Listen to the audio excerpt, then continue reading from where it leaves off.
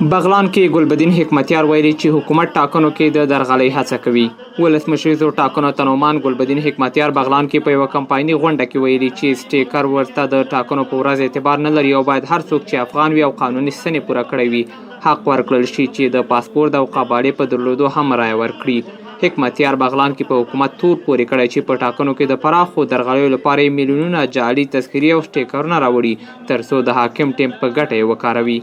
د حزب اسلامي مشر او ولسمشر تنومان ګلبدین حکمتیار بغلان ولایت کې یوه کمپایني غونډه کې ویلي چې حکومت په دې هڅه کې دی چې په ټاکنو کې پراخه کچه درغلۍ وکړي او د همدې لپاره یې میلیونونه جعلي تذکرې او سټیکرونه هیواد ته راوړي دي. دولت د دې لپاره چې انتخابات یوازې په څو ښارونو کې وشي او یوازې د دوی د خوښې خلک چې فکر کوي دا به دوی ته رای ورکړي هغوی کې شرکت وکړي او حتی د تقلب لپاره په میلیونونو سټیکر جعلي سټیکر توزیع کړي په میلیونونو جعلي تذکرې توزیع کړي.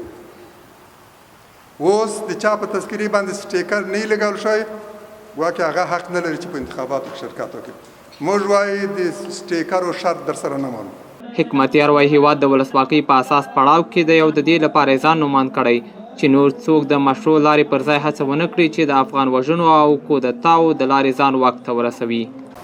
نور څوک کودتاګانې ونه ازموي، نور څوک د پردیو په زور ارګ ته د رسېدلو هڅه ونه کړي، د افغانانو د وژلو له لارې قدرت ته د رسېدلو هڅه ونه کړي.